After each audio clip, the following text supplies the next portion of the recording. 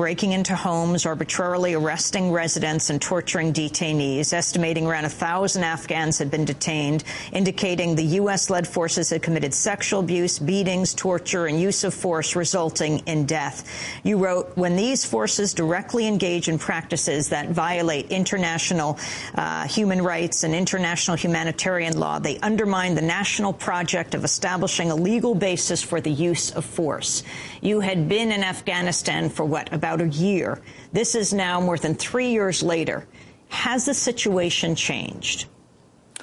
Well, I think it has slightly improved because the deployment of U.S. troops and mostly the big mistake of using private contractors and quasi-military capabilities there, which, is sort of unheard of, to have private contractors act in a military capacity alongside U.S. troops and not be answerable to the U.S. commanders. So that the U.S. commanders there had no control over what these groups would do. And I'll give you an example which, again, for the viewer would be very important. A former provincial governor came to see me and said, I would like my identity to be concealed because here's what happened. I've been a provincial governor for 2.5 years. I worked very close with the U.S. military and the U.S. Special Forces.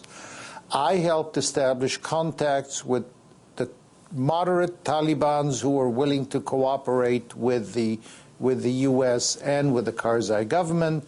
I pointed out to the Special Forces where the more extremist Talibans were to avoid casualties to the U.S. and had an excellent rapport with the Special Forces. He's a very honest man, came from a fairly well-to-do tribe. Well, he was changed by the Karzai government, and the person who succeeded him was rather jealous of him. And the person who succeeded him was receiving payoffs, if you will, from one of the private contractors groups there. So he called them up and said, the former government is really in cahoots with the bad Talibans. And so the Special Forces kidnapped the man, 5 members of his family, held them for 4 days, tortured them, sexually abused them. And it was only when the team of Special Forces that worked with the former governor discovered that, they literally had to force their way into a stronghold of the American private contractors to free the governor and his family. And the captain of the Special Forces had tears in his eyes when he told the governor how much he regretted what the private contractors did. And my understanding is that this captain finished his term and refused to re-enlist because he figured that all of the good that the Special Forces were doing was being undermined by the private contractors. So this is an example of where you have confusion when you have different missions by different groups and when you have private contractors who are not under the control of the military.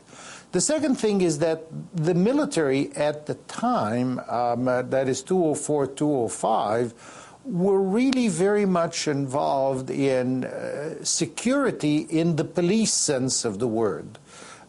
They had a completely different mission in the cities than they had, for example, if they were out in the field, in the mountains, where you clearly have a distinction between a civilian and a combatant. When you're in the city, it's very difficult to distinguish who's a combatant and who's a civilian.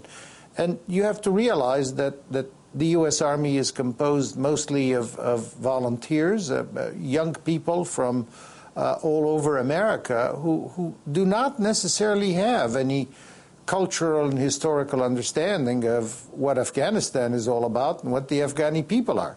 So as far as they're concerned, anybody who wears a turban and a beard looks fierce and maybe can be considered an enemy. So there was a lot of mistakes done because simply they didn't have the sensitivity training that they needed to. They are very young. It's a totally unknown terrain to them. I think the same thing applies in Iraq as well, and that's why there were so many mistakes done at the beginning. Yeah, and you're talking about where we're headed right now in Afghanistan, following the example of Iraq. I wanted to read you a report from AP, Associated Press, saying a classified Pentagon report urges President Barack Obama to shift U.S. military strategy in Afghanistan, de-emphasizing democracy building and concentrating more on targeting Taliban and al-Qaeda sanctuaries inside Pakistan with the aid of Pakistani military forces. Your response, Professor Bassiouni? Well, my response is that this is the position that I believe the Joint Chiefs of Staff have taken in the recent report to the President, which has not yet been released.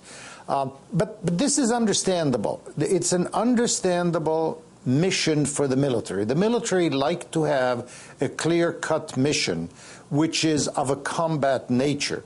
They're not paramilitary. They're not police. They're not equipped to protect civilian economic development projects or, if you will, governance projects, democracy projects. That's not their task. And they want out of it, and that's understandable.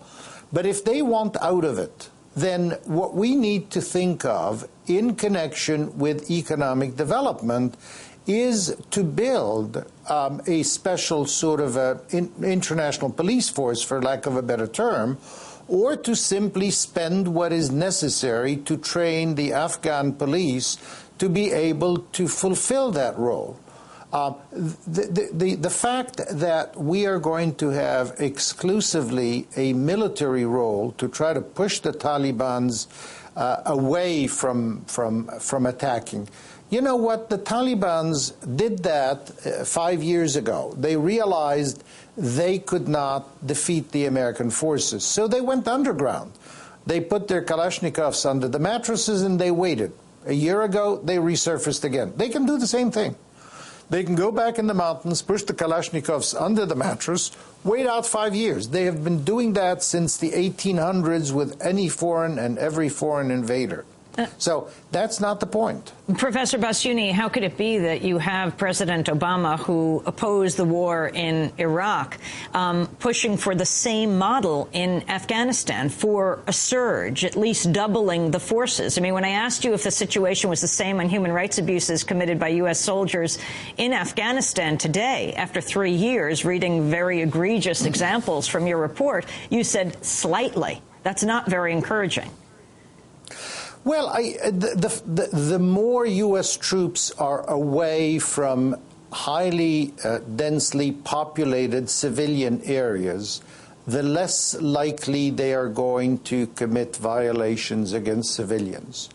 The more they are located in mountainous terrain where they are dealing with an enemy we have 15 or combatant seconds. Groups, they will be more effective.